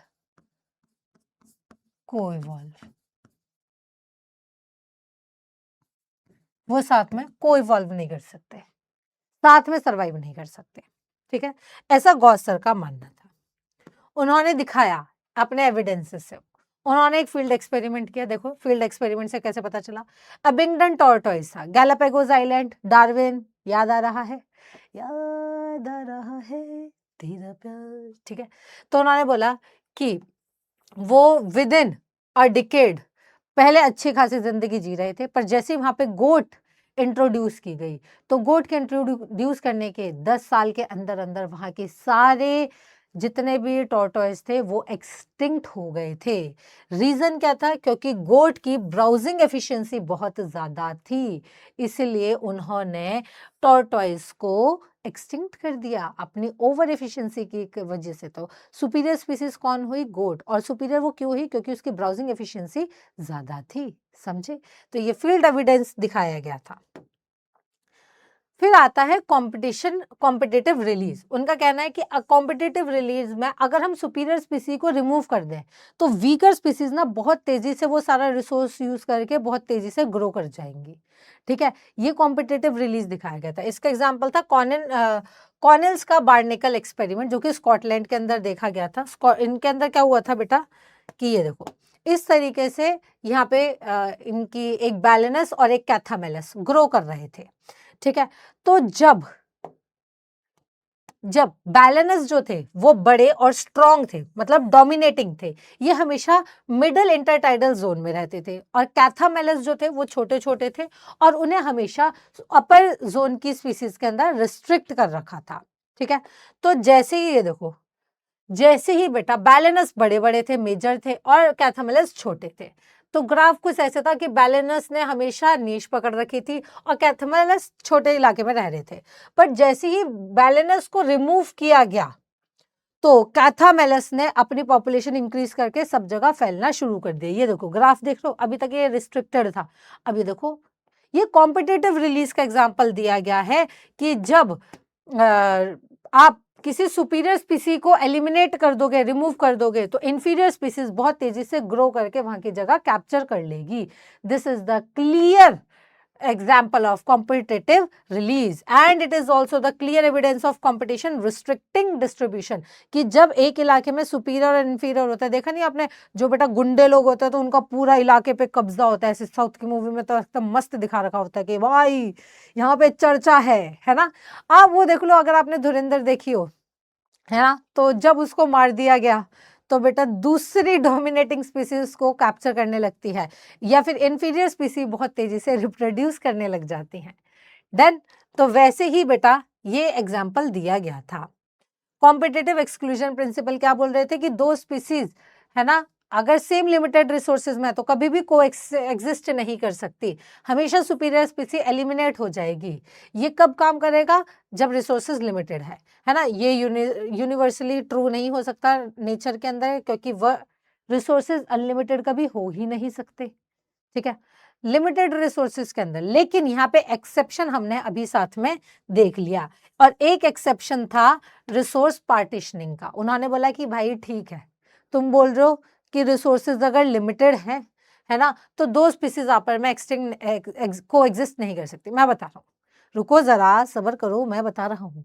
अगर दो स्पीसीज हैं तो वो सेम टाइम पे सेम जगह में रह सकती है, मतलब सेम रिसोर्स के साथ रह सकती है।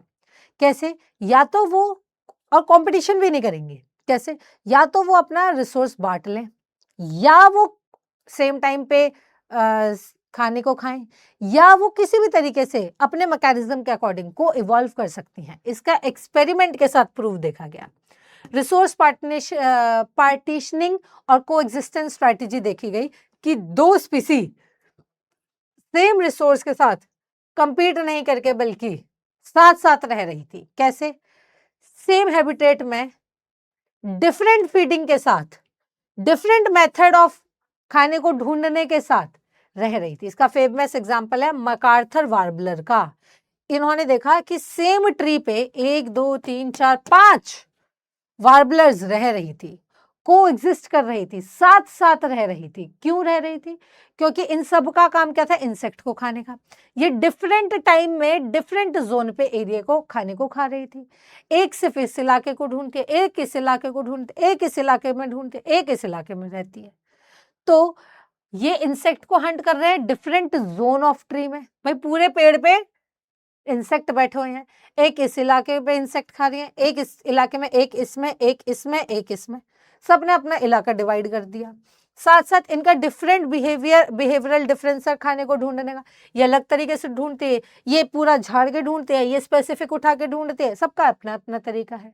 ठीक है, तो रिसोर्स पार्टीशनिंग की वजह से कंपटीशन अवॉइड किया जा सकता है और कोएग्जिस्ट कर सकती हैं स्पीसीज। ये बहुत बढ़िया है ना, ऐसे एकदम आंसर था कि ये लो प्रूफ। ठीक, चलो जी, इसी के अकॉर्डिंग आंसर बताएंगे। डार्विन कंसिडर इंटरस्पेसिफिक कंपटीशन, क्यों? क्योंकि उनका मानना ये था कि ये सबसे इंपॉर्टेंट फोर्स होता है ऑर्गेनिक एवोल्यूशन करने का। कंपटीशन कब हो सकता है? कंपटीशन हो सकता है किसी क्लोजली रिलेटेड स्पीसीज में, है ना, स्पीसीज में और लिमिटेड रिसोर्सेज के साथ। मेन क्राइटेरिया क्या है? Limited resources. In competition fitness decrease हो रही है, किस वजह से? इंट्रिंसिक रेट अगर इंक्रीज हो रहा है, प्रेजेंस ऑफ सुपीरियर कॉम्पिटिटर होने की वजह से। ठीक है, आर की वैल्यू डिक्रीज होनी चाहिए। Gause experiment show that when resources are limited, Gause experiment बोलते हैं अगर रिसोर्सेज लिमिटेड है तो दोनों स्पीसीज इंक्रीज करेंगी या कॉम्पिटिटिव एक्सक्लूजन होगा, पॉपुलेशन स्टेबलाइज होगी या कॉम्पिटिशन ही नहीं होगा। अबंडेंट टॉर्टोइज एक्सटिंक्ट क्यों हुआ था? क्योंकि प्रेडेटर इंट्रोड्यूस किया गया था, क्लाइमेट चेंज था, या गोट ने वेजिटेशन के दौरान कंपीट कर दिया था उसको, इस वजह से खाने की कमी होने की वजह से वो मर गए थे। अब आता है पैरासिटिज्म। ठीक है, पैरासिटिज्म एक ऐसा रिलेशनशिप है जो पैरासाइट और होस्ट के बीच में होता है। पैरासाइट क्या हो सकता है बेटा? पैरासाइट कोई भी ऑर्गेनिज्म हो सकता है जो अपने स्पेसिफिक होस्ट के ऊपर रह के, या तो उसकी बॉडी के ऊपर रह के या उसकी बॉडी के अंदर रह के जिंदा होस्ट में से अपना न्यूट्रिशन लेते रहेंगे। होस्ट भी जिंदा रहेगा और पैरासाइट भी जिंदा रहेगा। लेकिन कभी कभी होस्ट पैरासाइट होस्ट को इतना वीक बना देता है कि वो डायरेक्टली ना मार के इनडायरेक्टली होस्ट को मार देता है। ठीक है, तो पैरासिटिज्म इज रिलेशनशिप जहां पे पैरासाइट या तो होस्ट के ऊपर रहेगा या होस्ट के अंदर रहेगा और अपना फूड और शेल्टर लेके सरवाइव करेगा, और धीरे धीरे करके, है ना, खीर में जहर मिला के धीरे धीरे करके उसको मारता रहेगा। तो इन्होंने बहुत सारे ग्रुप में इवॉल्व हो गए हैं जो जिससे वो न्यूट्रिशन लेते रहेंगे होस्ट के ऊपर। आपने देखा होगा डॉग्स के ऊपर टिक्स होती है, ह्यूमंस के ऊपर भी जो जुएं पड़ जाती हैं वो होती हैं। ठीक है, parasitism are often host specific, ये होस्ट स्पेसिफिक होती है। हर स्पीसी का अपना होस्ट होता है और होस्ट और पैरासाइट साथ में को इवॉल्व करते हैं। तो जब होस्ट अपने लिए रेसिस्टेंस डेवलप करता है तो पैरासाइट भी साथ साथ उसको ओवरकम करने का तरीका अपना लेता है। भाई होस्ट कहेगा मैं तो इस पैरासाइट से बचने की कोशिश कर रहा हूँ, और पैरासाइट कहेगा अच्छा तू मुझसे बचेगा, ले मैं अपने आप को डेवलप कर लूंगा तेरे से न्यूट्रिशन लेने के लिए। तो आपस में को इवॉल्व कर लेते हैं। पैरासाइट ऐसा क्या करता है, पैरासाइट अपने सेंस, भाई देखो या इंसानों के ऊपर या डॉग्स के ऊपर हो जाता है तो वो क्या करते हैं, दवाइयां खाते हैं ना, ब्लड के अंदर ऐसा हो जाता है कि वो ब्लड सक्के करके खुद मर जाए, हट जाए। तो वो क्या करते हैं, अपने आप को ही इतना डेवलप कर देते हैं कि हमें इस दवाइयों का असर ही नहीं पड़ेगा, वो सेंसरी सिस्टम को लूज ही कर देंगे, है ना। वो साथ साथ अपने हुक्स और सकर डेवलप करेंगे जिससे वो होस्ट से चिपक सके, ठीक है। वो डाइजेस्टिव सिस्टम को लूज कर देंगे, उनके ऊपर कोई फर्क ही नहीं पड़ेगा, और अपनी रिप्रोडक्शन कैपेसिटी इतनी बढ़ा देंगे, इतने बच्चे पैदा कर देंगे कि एक आधा मर भी गया तो भी होस्ट के ऊपर सरवाइव कर सकते हैं। उनकी लाइफ साइकिल यूजुअली और कॉम्प्लेक्स होती है, जिसकी वजह से वो उनको कभी कभी इंटरमीडिएट होस्ट या वेक्टर्स की भी जरूरत पड़ती है। ऐसे एग्जांपल्स हैं लिवर फ्लू, इसको स्नेल और फिश की जरूरत पड़ती है अपनी लाइफ साइकिल को कंप्लीट करने के लिए। मलेरियल पैरासाइट, ये इंसान के ऊपर भी और मस्किटो के अंदर, दोनों के अंदर अपनी लाइफ साइकिल कंप्लीट करता है, एक के ऊपर नहीं होता। डाइजेनेटिक वेक्टर बोलते हैं, यानी दो जेनेटिक ऑर्गेनिज्म की जरूरत पड़ती है अपनी लाइफ साइकिल को कंप्लीट करने के लिए, ठीक है। चलो सारी चीजें बेटा रिवाइज होनी चाहिए। देखो होस्ट खाते हैं, मलेरियल पैरासाइट हम पढ़ते हैं ना ह्यूमन हेल्थ एंड डिजीज में, मलेरिया वहां पे भी पढ़ते हैं इस चीज को। तो पैरासाइट अक्सर, मोस्ट पैरासाइट जो होता है वो होस्ट की ग्रोथ को, सर्वाइवल को, रिप्रोडक्शन को और होस्ट को इतना वीक बना देते हैं कि वो किसी और प्रेडेटर का शिकार हो जाए। मानो कोई जानवर है, जंगल में रहता है, उसके ऊपर कोई उसका पैरासाइट आके सर्वाइव करने लग गया। अब वो उसके ऊपर रह रहा है, अंदर रह रहा है, जो भी है, वो उसका न्यूट्रिशन ले ले रहा है। वो उसका न्यूट्रिशन ले लेगा तो पैरासाइट जो मतलब होस्ट है वो तो बहुत वीक हो जाएगा। अब उसके अंदर एनर्जी नहीं रहेगी तो वो धीरे धीरे चलेगा, है ना। अब मानो उसके पीछे उसका प्रीडेटर आ जाए, अब वो उसका प्रीडेटर आ गया तो उसके अंदर अब एनर्जी ही नहीं है, तो वो आसानी से शिकार हो गया ना प्रीडेटर का। तो होस्ट जो पैरासाइट होता है वो होस्ट को इतना वीक बना देते हैं कि वो प्रीडेटर का इजीली शिकार बन जाए। ऑल्दो एक आइडियल पैरासाइट कभी भी अपने होस्ट को हार्म नहीं करता, रियल पैरासाइट हमेशा कुछ डैमेज करते हैं, क्योंकि होस्ट ही तो उसका परमानेंट रिसोर्स है। मतलब सेम प्रीडेटर और प्रे वाली कहानी, अगर पैरासाइट ने होस्ट को मार दिया तो होस्ट स्पेसिफिक है ना, तो होस्ट मर गया, उसका खाना भी तो चला गया, तो वो भी तो धीरे धीरे मर सकता है। इसलिए वो क्या करते हैं, वो प्योर पूरे तरीके से कभी भी हार्म नहीं करते उसको, ठीक है। वो इतना रखता है कि ये भी अच्छा खासा अगर जिंदा रहेगा तो मैं भी अच्छा खासा जिंदा अपना न्यूट्रिशन लेता रहूंगा, ठीक है। एक्टोपैरासाइट वो होते हैं जो सरफेस पे रहते हैं, जैसे कि इंसानों के ऊपर लीस, डॉगीज के ऊपर टिक्स और वेल्स के ऊपर कोपेपोड्स। ऐसे ही ये तो हो गई जानवरों की बात। कसकटा प्लांट भी एक पैरासाइट है बेटा, है ना, जिसके खुद के पास लीफ और क्लोरोफिल नहीं होती, दूसरे प्लांट से अपना न्यूट्रिशन लेता है।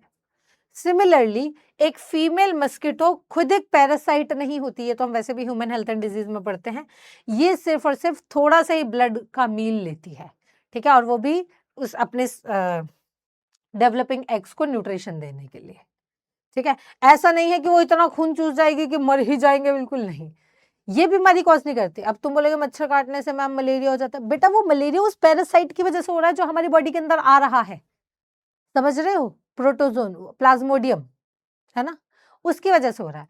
मच्छर तो इतू सा खून चूस रही है, उससे हमारा क्या नुकसान हो रहा है, कुछ नहीं।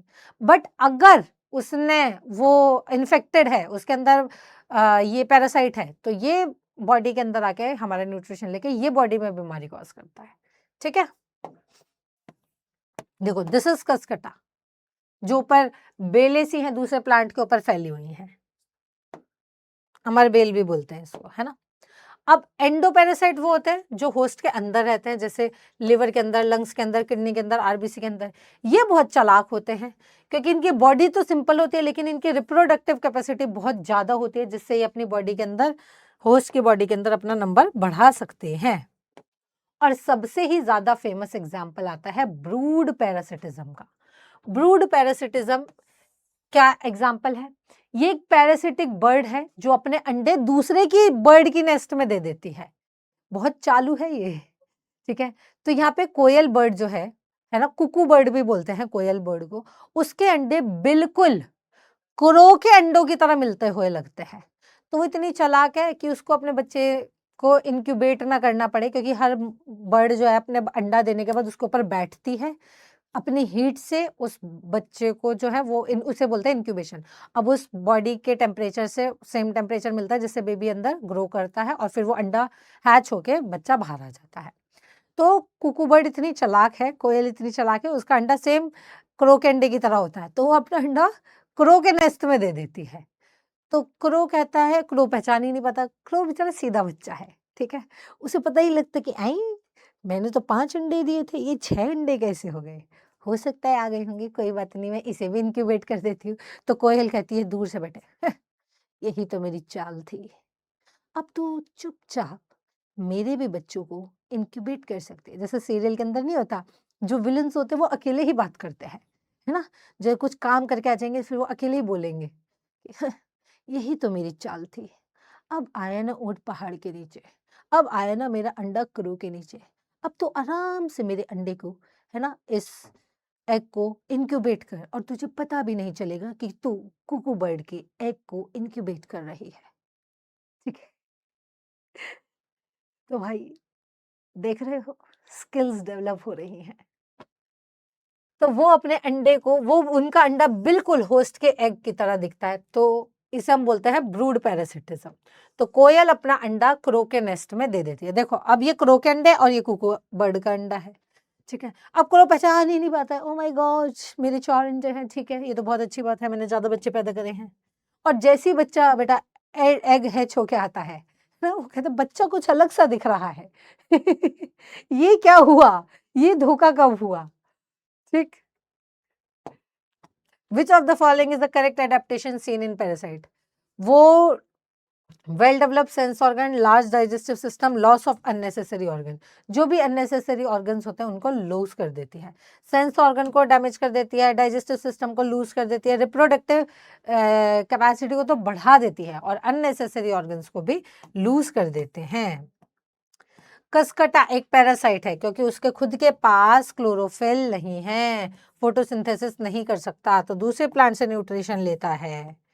ब्रूड पैरासिटिज्म, ब्रूड पैरासिटिज्म मतलब कोयल अपना अंडा क्रो के एग में रहती है। बड़ा ही क्यूट मेरे को, है ना, फनी सा लगता है ये। भाई देख रहे हो कितने चालाक होते हैं, वेरी चालाक ब्रो, है ना, कोयल इज वेरी चालाक ब्रो। अब आता है कमेंसलिज्म, ठीक है, एक का बेनिफिट और एक का कुछ भी नुकसान नहीं जा रहा। कमेंसलिज्म एक ऐसे इंटरेक्शन है जिसमें एक स्पीसी का तो बेनिफिट होगा और एक स्पीसी का मेरा कुछ नहीं जाता, है ना, कोई नुकसान नहीं है और ना ही कोई बेनिफिट है। एग्जाम्पल ऑर्किड और ना मैंगो ट्री। इतने बड़े मैंगो ट्री के ऊपर अगर ऑर्किड रह भी लेगा, है ना, बढ़िया धूप लेके अपना फोटोसिंथेसिस करता रहेगा तो क्या दिक्कत है। तो ऑर्किड प्लांट के मैंगो ट्री के ऊपर स्पेस और सपोर्ट के लिए जाता है बेचारा, है ना। तो मैंगो का इसमें कोई नुकसान नहीं है, लेकिन ऑर्किड को बढ़िया धूप मिलती है, स्पेस मिलता है, तो अपना फोटोसिंथेसिस करके अपना बढ़िया सर्वाइव करता है। तो आप देखोगे कभी कभी मैंगो ट्री के ऊपर इस तरीके से आपको फ्लावर्स, कलरफुल फ्लावर्स देखने को मिल सकते हैं, ये ऑर्किड है। ऐसी बार्निकल्स ऑन अ वेल, ऐसे छोटे छोटे बार्निकल्स जो होते हैं वो अपना खाना ढूंढने के लिए, है ना, वेल्स के ऊपर बैठ जाते हैं। अब वेल जहां जहां जाएगी वहां वहां ऑर्किड्स भी घूमते रहेंगे। तो वेल का शरीर इतना बड़ा है, कुछ नुकसान नहीं होने का बार्निकल्स का तो, ओ वेल का तो, इसलिए वेल का मूवमेंट हो जाता है न्यू फूड ढूंढने के चक्कर में, क्योंकि वेल का कुछ नहीं जाता। वेल कहती है भाई मेरा इतना बड़ा शरीर है, तुम्हारे ऊपर होने से मेरे ऊपर फर्क भी नहीं पड़ रहा। तो एक को तो, वेल को तो कोई फर्क नहीं पड़ रहा, लेकिन बार्निकल का बेनिफिट हो जा रहा है। कैटल, अर्गेट और ग्रेजिंग कैटल। अब कैटल, अर्गेट और ग्रेजिंग कैटल, अब ये अर्गेट जो होती है ये खाती है इंसेक्ट्स, है ना, और गाय खाती है बेटा घास। तो ये जब भी झाड़ फूसों में से निकलती है तो वहां पे जैसे ही बेटा गाय जाएगी तो वहां की झाड़ियां हिलेंगी और इंसेक्ट्स उड़ेंगे, है ना। तो अब इससे बेहतर कि मैं एक एक इंसेक्ट को जाके ढूंढ के खाऊं, तो अर्गेट कहती है गौ माता प्लीज़ मुझे अपने ऊपर बिठा लो, जैसे जैसे आप जाओगे इंसेक्ट्स उड़ेंगे, मैं इंसेक्ट्स खा लूँगी, आपका कुछ नहीं जाएगा, मेरा वज़न तो बिल्कुल ना के बराबर ही है। तो इनका कुछ नहीं जाता और इनकी गाय के चलने की वजह से इंसेक्ट्स उड़ते हैं, इनको अपना खाना मिल जाता है। तो cattle walking through grass flushes out insect making it easy for egrets to catch them. और कैटल का बेनिफिट इनका तो कैटल का कुछ नहीं होता और एर्गेट बर्ड्स का बेनिफिट हो जाता है। तो एक का बेनिफिट, एक का कुछ नहीं, कमेंसलिज्म। ऐसे एक और एग्जांपल है क्लाउन फिश और सी एनेमोन का। क्लाउन फिश देखो, ये फाइंडिंग नीमो देखिए किसी ने, है फाइंडिंग नीमो के अंदर आता था। तो क्लाउन फिश जो है ये अपने आप को प्रीडेटर से बचाने के लिए छुप जाती है। अब सी एनेमोन के इतने बड़े बड़े ऐसे है ना लेयर्स है, टेंटिकल्स हैं, और ये टेंटिकल्स स्टिंगिंग वाले हैं कि अपने आप को प्रीडेटर से बचाने के लिए स्टिंग मार देता है ना। तो ये क्या, और बड़े बड़े होते हैं, लंबे लंबे, इसमें कोई चीज छुप जाएगी पता नहीं लगेगा। तो ये नीमो जो है, ठीक है, ये जो क्लाउन फिश है, ये क्लाउन फिश सी एनिमोन के टेंटिकल्स के अंदर छुप जाती है। तो एनिमोन का तो कुछ जाता नहीं है, ठीक है, इतने बड़े बड़े झाड़ियां हैं, छुप जाओ कुछ नहीं जा रहा, और सी एनिमोन अपने प्रेडेटर से बच जाती है। तो क्लाउन फिश का तो प्रोटेक्शन हो गया, बेनिफिट हो गया अपने प्रेडेटर के स्टिंगिंग कैप्सूल से, और एनिमोन का कुछ नहीं हुआ, है ना बेनिफिट ना नुकसान। तो ये भी कमेंसलिज्म का एग्जाम्पल है, ठीक है।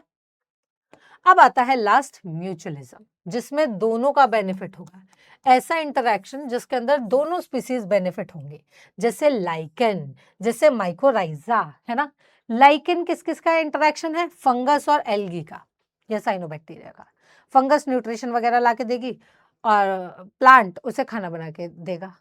तो एल्गी तो फोटोसिंथेसिस करेगी और फंगस उसे प्रोटेक्शन और एंकरेज प्रोवाइड करेगा। ऐसे ही माइकोराइजा, माइकोराइजा भी म्यूचुअलिज्म का एक एग्जाम्पल है, जिसके अंदर फंजाई और प्लांट रूट का एसोसिएशन है। फंजाई तो न्यूट्रिएंट एब्जॉर्ब करके देगी प्लांट को, और प्लांट बदले में फंजाई को कार्बोहाइड्रेट खाना बना के देगा। तो जब दोनों का बेनिफिट है तो उसे हम बोलते हैं म्यूचुअलिज्म। प्लांट और एनिमल के अंदर म्यूचुअलिज्म भी होता है, ये डिपेंड करता है, क्योंकि प्लांट्स एनिमल के ऊपर डिपेंड करता है पॉलिनेशन और सीड डिस्पर्जन करने के लिए। तो एनिमल कहता है कि भैया ठीक है, मैं तुम्हारा काम कर दूंगा पॉलिनेशन करने का, पर बदले में मुझे कुछ खाने को दो। तो एनिमल उसके बदले में पेमेंट लेता है, और वो पेमेंट आती है in the form of pollen या फ्रूट्स या फिर नेक्टर। तो भाई सीधी सी बात है, दोनों का बेनिफिट होना चाहिए। Mutualism must be protected from cheaters. अब चीटर से बचने चाहिए, ऐसा नहीं कि हमारा काम तो किया नहीं और पेमेंट लेके भाग गए, है ना। और ऐसा होता है बेटा प्लांट्स में भी, तो उन्हें हम बोलते हैं पोलन रॉबर्स, है ना, चीटर्स को। तो भाई अगर दोनों का बेनिफिट हो रहा है तो इससे को एवोल्यूशन हो रहा है दोनों के बीच में। फ्लावर का पॉलिनेशन हो रहा है और जो पॉलिनेट कर रहा है उसको बदले में खाना मिल रहा है, नेक्टर मिल रहा है, मीठा मीठा जूस मिल रहा है फ्रूट का बना हुआ। जैसे एक फेमस एग्जांपल है फिग ट्री वास्प म्यूचुअलिज्म। ये 1-to-1 को एवोल्यूशन है, जिसके अंदर बहुत सारे फिग स्पीसीज पॉलिनेट होते हैं सिर्फ एक ही स्पेसिफिक वास्प ट्री स्पीसीज से। बताइए कि एक स्पीसीज से ही वो पॉलिनेट होते हैं।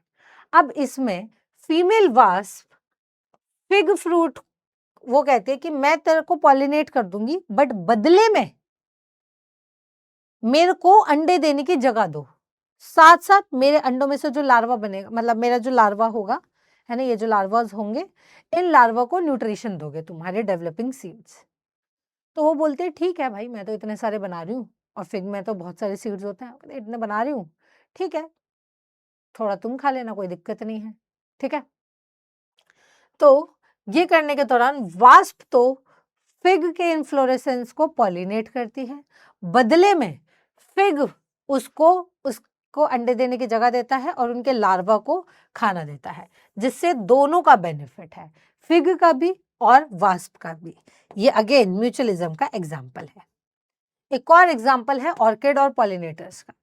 ऑर्किड बहुत ज्यादा डिफरेंट शेप के फ्लावर्स बनाता है, ये देखो अलग अलग शेप के फ्लावर्स बनाता है, जिससे वो अपने इंसेक्ट पॉलिनेटर को अट्रैक्ट कर सके, है ना। बट सारे ऑर्किड्स को रिवॉर्ड नहीं मिलता। अब यहाँ पे चीटिंग वाला केस आता है, धोखाधड़ी वाला केस आता है बेटा। द मेडिटेरियन ऑर्किड ऑफ फायरिक्स ये सेक्सुअल डिसीट करता है, ये क्या करता है, क्योंकि भाई देखो ये एक बी से पॉलिनेट होता है, ठीक है। तो पॉलिनेट करने के लिए खुद का पॉलिनेशन करने के लिए ये कलरफुल होते हैं ताकि ये इंसेक्ट को अट्रैक्ट करें, लेकिन ये इतना चालाक होता है कि ये अपनी एक पेटल को बिल्कुल फीमेल बी की तरह बना लेता है। तो मेल बी उसको कॉपीलेट करने के उनको कॉपीलेट करने आता है। वो सोचते हैं कि अरे बाप रे, फीमेल भी, वो कॉपीलेट करने जाता है। जब वो कॉपीलेट कर देता है तो उस दौरान वो फ्लावर को पॉलिनेट कर देता है ना, और फ्लावर हो जाता है पॉलिनेट। साथ साथ मेल के साथ हो जाता है धोखा, क्योंकि वो फीमेल नहीं बल्कि एक फीमेल, मतलब वो तो एक फ्लावर था, फ्लावर की पत्ती थी। तो एक पेटल जो होती है वो बिल्कुल फीमेल बी की तरह दिखती है, उसका same colour, same size, same marking. ये देखो, ये जो पत्ती होती है बिल्कुल बी की तरह दिखती है, जिसकी वजह से मेल भी कंफ्यूज हो जाता है कि ये फ्लावर है कि ये फीमेल बी है, और मेल भी उसे मेट करने की कोशिश करता है, क्योंकि ये मेटिंग ट्रू नहीं होती, फॉल्स मेटिंग होती है, इसलिए इसे सूडो कॉपुलेशन बोला जाता है विद द पेटल। लेकिन इसके बदले पोलन जो है, मतलब पॉलिनेशन जो हो जाता है प्लांट का, है ना। तो when it repeats this another flower pollinate, जब सेम कहानी दोबारा होती है तो सेम पॉलिनेट हो जाता है। तो फ्लावर ने धोखा करवा दिया, है ना। और ये कोइवोल्यूशन का एग्जांपल है। अब आपको इसका और ट्विस्ट बताती हूँ। जैसे ही नेचर में फीमेल बी के अंदर कोई भी चेंज आया, अगर फीमेल बी का अपीयरेंस चेंज हुआ जरा सा भी, स्लाइटली भी, ठीक है, तो पॉलिनेशन फेल हो जाएगा। इसलिए ऑर्किड भी अपने आप को उसके नए लुक के साथ कोइवॉल्व कर देता है। भाई कुदरत इतना यूनिक है, इतना यूनिक है कि जितना पढ़ोगे उतना कम लगेगा, इतना कुछ है नेचर में जानने को। देख रहे हो, तो फ्लावर भी इस तरीके से चालाक होते हैं। और आखिरी आता है अमेंसिलिज्म। ये एक ऐसा इंटरेक्शन है जिसमें एक स्पीसी को तो हार्म होगा और दूसरी रहेगी अनअफेक्टेड, उसका कुछ नहीं जाएगा। ऐसा अक्सर तब होता है जब कोई एक ऑर्गेनिज्म कोई केमिकल रिलीज कर रहा है, जिसकी वजह से दूसरे वाले या तो मर जा रहे हैं या उनकी ग्रोथ इनहिबिट हो जा रही है बिना उसके खुद को अफेक्ट किए हुए। और इसका फेमस एग्जाम्पल है पेनिसिलिन। पेनिसिलियम एक फंगस है, पेनिसिलियम नोटेटम, ये एक फंगस है। वो एक केमिकल सब्सटेंस रिलीज करती है जिसे हम बोलते हैं पेनिसिलिन। लेकिन वो पेनिसिलिन बैक्टीरिया की ग्रोथ को खत्म कर देता है, बैक्टीरिया को मार देता है। तो पेनिसिलियम नोटेटम जिसने बनाया उसका तो कुछ नहीं गया, जीरो। लेकिन जिसके ऊपर पड़ा उसका तो असर हुआ, उसकी तो जनसंख्या ही खत्म हो गई, उनका माइनस। ठीक है, तो देखो बैक्टीरिया तो यहाँ पे हार्म हो जाते हैं और फंगस का कुछ नहीं जाता। तो एक क्लासिक एग्जाम्पल है अमेंसिलिज्म का। हालांकि एनसीईआरटी में नहीं दे रखा बहुत इन डेप्थ, बट आपको पता होना चाहिए। ये हम माइक्रोब्स वाले चैप्टर के अंदर भी पढ़ के आए हैं। फ्लेमिंग सर ने पेनिसिलियम, याद है, पेनिसिलियम नोटेटम, वो बैक्टीरिया के ऊपर काम कर रहे थे, अचानक से मोल्ड ग्रो हुआ। ठीक है, तो हम ये वहां पे भी पढ़ते हैं। चलो, अब इसका एक क्वेश्चन है, विच interaction correctly represent the amensalism, जहां पे एक स्पीसी हार्म हो रही है और दूसरी अनअफेक्टेड। ऑब्वियसली पेनिसिलियम एक पेनिसिलिन नाम का केमिकल रिलीज कर रही है, ये क्या है, एंटीबायोटिक, जो अपने नियर बाय बैक्टीरिया को मार दे रहा है। तो this is the example of Penicillium. ठीक है, इसी के साथ हमारा चैप्टर होता है समाप्त। ठीक है, और हम इकोलॉजी का पहला चैप्टर कर चुके हैं। ठीक है, तो गाइस आप ढेर सारे क्वेश्चंस लगाए, हमने एनसीईआरटी सारी कवर करी है। जो एक एक्स्ट्रा एग्जाम्पल आपको देना था मेंसलिज्म का, वो भी मैंने दे दिया है, जो कि आपको एग्जाम में देखने को मिल सकता है। अब आपका काम क्या है बेटा, जितना ज्यादा हो सके उतने ज्यादा क्वेश्चंस लगाए। ठीक है, और मैम की ढेर सारी ब्लेसिंग्स आप लोगों के साथ है। आई प्रे कि आप अपने ड्रीम कॉलेज में जाएं और जल्दी जल्दी से आपका सीयूईटी का एग्जाम अच्छा हो जाए। ठीक है, wish you all the very best, bye bye, take care, thank you.